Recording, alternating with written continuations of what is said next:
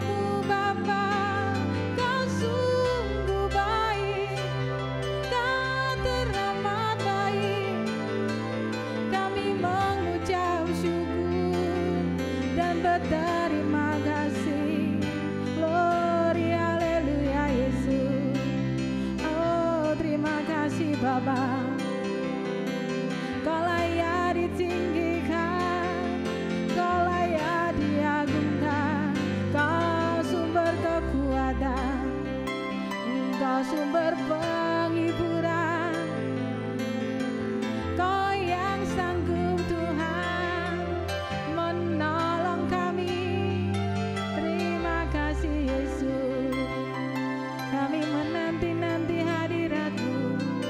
Syukur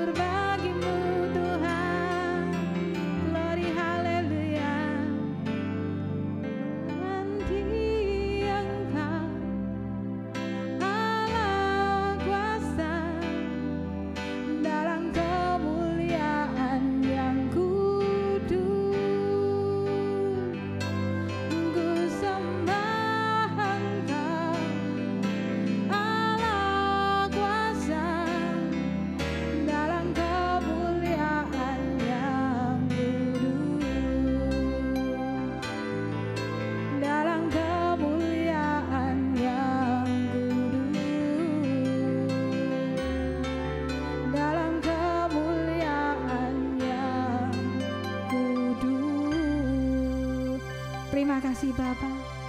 Setiap pujian penyembahan yang kami naikkan kepada Engkau.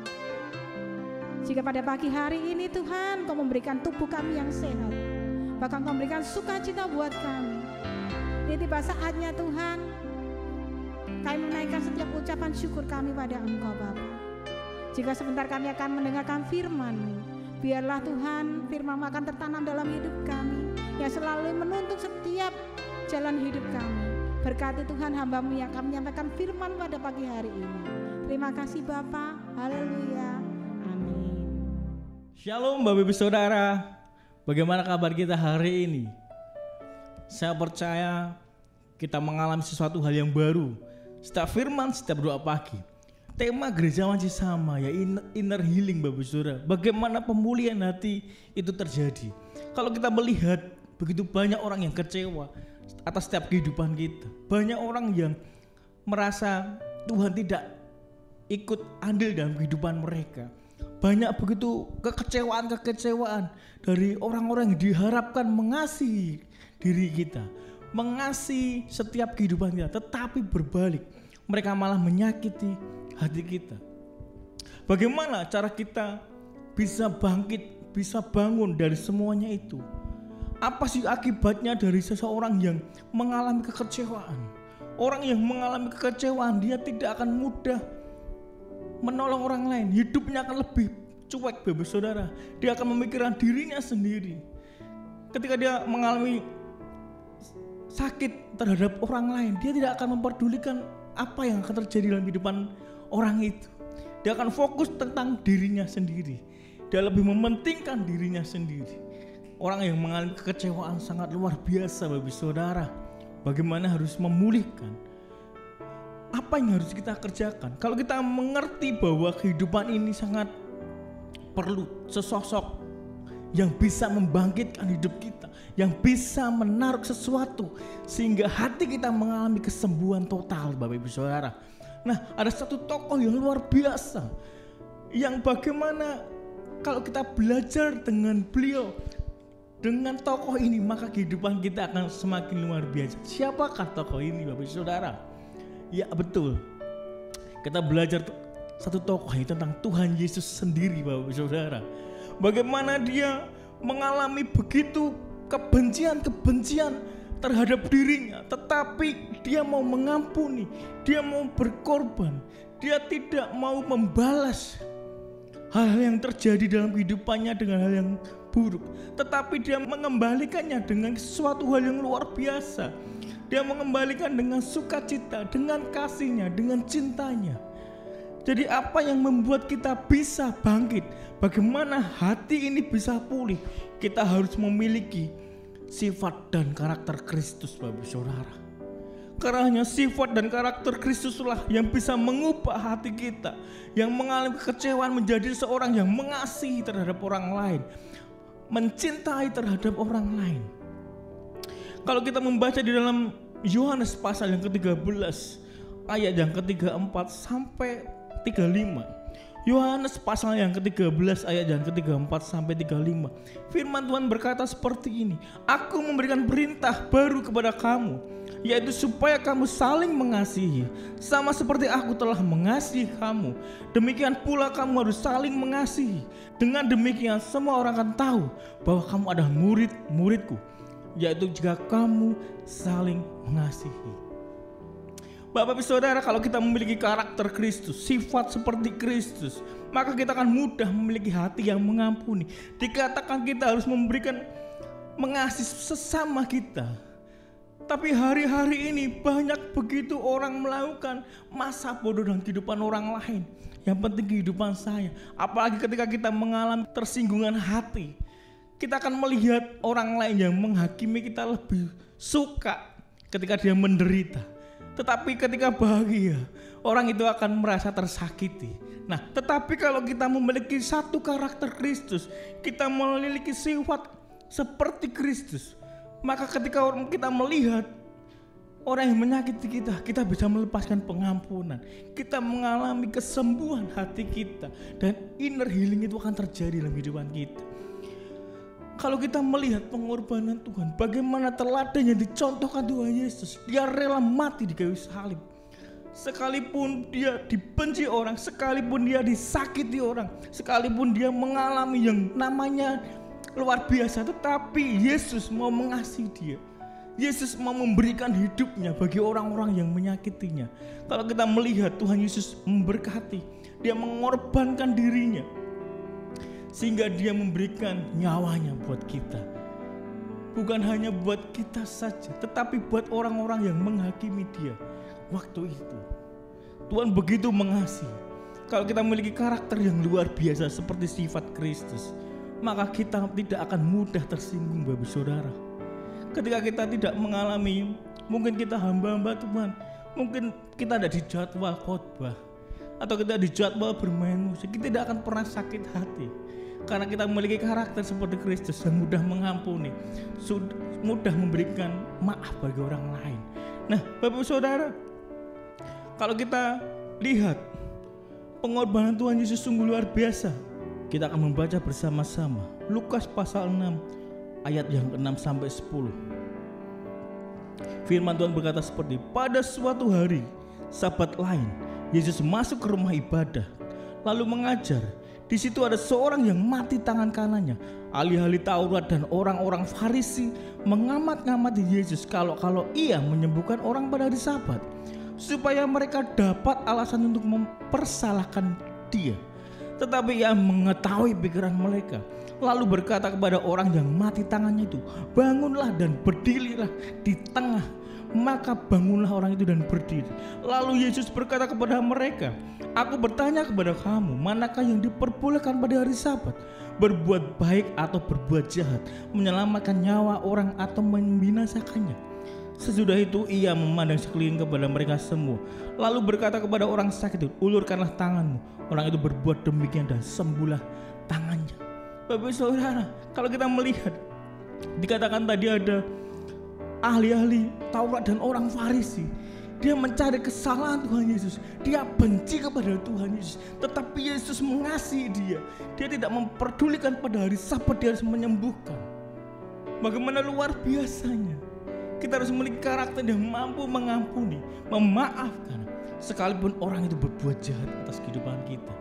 Kita tahu bagaimana kehidupan daripada Tuhan Yesus, bagaimana dia harus menanggung setiap dosa, bagaimana setiap hari dia dicari kesalahannya orang ahli-ahli Taurat dan orang-orang Farisi, mencoba menjatuhkan Yesus sedemikian rupa. Apapun yang diperbuat dipermasalahkan, apapun yang diperbuat disalahkan. Mungkin hari-hari ini kita mengalami, kok aku seperti Tuhan Yesus ya? Aku udah berbuat kayak gini loh, aku udah berbuat pengerjaannya maksimal loh, tetapi kok selalu salah dan salah. Kok tidak ada benernya? Aku udah melayani Tuhan totalitas loh, aku datang tidak pernah telat loh. Bapak Saudara, Tuhan Yesus diperlakukan lebih dari itu, tetapi dia mengasihi, dia tidak mau mengotori hatinya. Ayo Bapak Saudara, bila pagi hari kita sama-sama membangun karakter seperti Kristus, membangun sifat seperti Yesus. Sekalipun orang tidak memandang kita, sekalipun bos kita tidak melihat kondisi kita, sekalipun orang kita sudah bekerja sungguh-sungguh, orang menilai itu tidak baik. Tetapi ketika engkau mau mengampuni, Tuhan Yesus tahu isi hatimu, maka Tuhan akan bekerja, Tuhan akan memberikan yang terbaik, Tuhan akan memampukan, dan Tuhan akan membela setiap perkara yang kau lakukan. Bapak Ibu Saudara, hanya satu yang kita mau. Pertanyaan buat kita, mau enggak kita belajar sifat dan karakter daripada Tuhan Yesus, sehingga kita mengalami yang namanya inner healing, kesembuhan batin, kesembuhan luka batin, hati yang patah Tuhan sembuhkan. Jadi ketika kita berani mengambil keputusan, aku mau hidup seperti Kristus, aku mau memiliki sifat dan karakter seperti Yesus, maka kehidupan kita akan damai sejahtera Bapak Saudara. Orang lain mau ngomong apa aja tentang kita, kita tidak akan pernah menganggapnya sesuatu yang menyakiti hati kita, karena kita punya karakter seperti Kristus. Pertanyaan buat kita semuanya, buat saya dan saudara Bapak Saudara yang menyaksikan, mau enggak memiliki sifat dan karakter seperti Kristus?